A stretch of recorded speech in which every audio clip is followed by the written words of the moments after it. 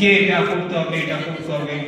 তো আগে এসে বাড়িতে এসে চিন্তা করবেন, প্রথমে সই করে দেবেন না কোনো কাগজে যে এখানে, তাও এখানে যে শ্রদ্ধা আছে এখানে আলোচনা করবেন। তারপরে ব্যাংক থেকে মেনলি যে কাজগুলো করতে হয়, টাকা তোলা, বেয়ারের চেক, ক্রস চেক, বা কীভাবে এখন নতুন নিয়ম হয়েছে কীভাবে লিখতে হয়, সাবধানতা অবলম্বন করতে হয়, সেগুলো একটু জেনে নেবেন এখান থেকে, অর্গানাইজেশন হেল্প করবে।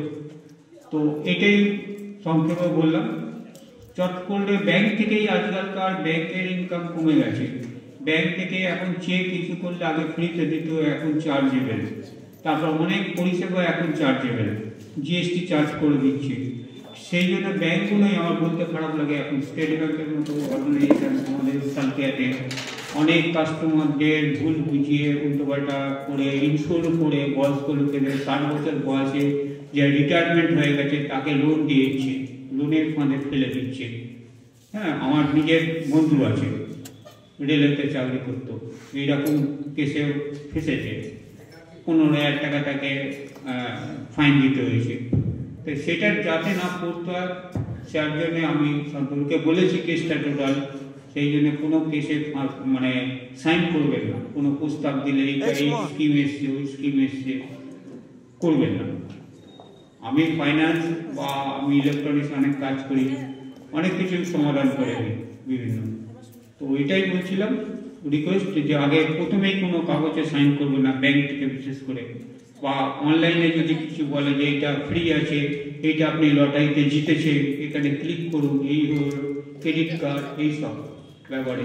তো ওনার সহযোগিতায় আমরা একটা প্রেজেন্টেশন বানিয়েছি, সময় হয়তো হবে না কারণ অন্যান্য আকর্ষণীয় অনুষ্ঠান আছে আজকে আবার তো ওটা পর আমরা প্লে করে দেবো, আপনারা দেখুন। কারণ একটা কিউএনএ এসছে, ওনার জন্য একটা কোশ্চেন এসছে অডিয়েন্স থেকে। তুমি পিপিটিটা চালাতে থাকো যাতে বাকিরা পড়তে পারেন, আপনি স্টেজে থাকুন। দিলীপ স্যার বলুন।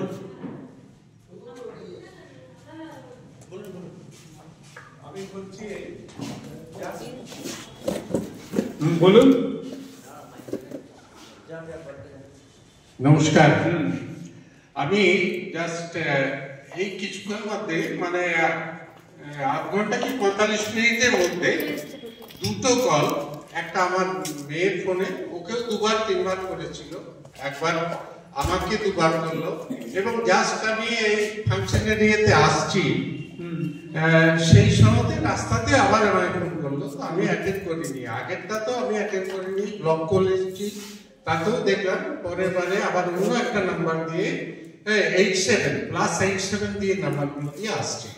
তো সাইবার ক্রাইমের আমি এটা একটু বলতে চাই বা জানতে চাই। আমার মেয়েকে ফোন করেছে যে আপনার পার্সেলটা কলম্বোতে আটকে আছে, আপনি 16,000 টাকা এরকম একটা ও বন্ধুর কাছ থেকে পেয়েছিল, ওর বন্ধুর মাধ্যমে ও ফ্রড কেসে পড়ে ওর অনেক টাকা গেছে। সেইভাবে আমার মেয়েকেও বললো আর কি, এই কিছুক্ষণ আগে, জাস্ট আমি 20 মিনিট আগে কথা বলছি। তো এইভাবে পরপর একটা আমরা ব্লক করছি, কিন্তু নাম্বারটা আবার দেখছি অন্য নাম্বার দিয়ে, ওই 87 দিয়ে লাস্টে 2-3টে ডিজিট অন্য নাম্বার। তো আপনার নাম্বারটা তো সেভ নেই ওটাতে না, তাহলে সেভ নেই, অচেনা নাম্বার আপনি ধরছেন কেন? আমি ধরিনি, আমার মেয়ে ধরেছে, আপনাকে আমি বলছি। দেখতে গেল নাম্বারটা কার কি কিসের জন্য। আমার কাছে তো আসে, ডেলি 2টো করে ফোন আসে। আমি এক্সপিরিয়েন্স বলে আমি ধরি, সেইভাবে আমি উত্তর দিই। হ্যাঁ, আপনারা নতুন আছেন, ধরবেন না, নতুন নাম্বার তো সেভ তো নেই আপনার।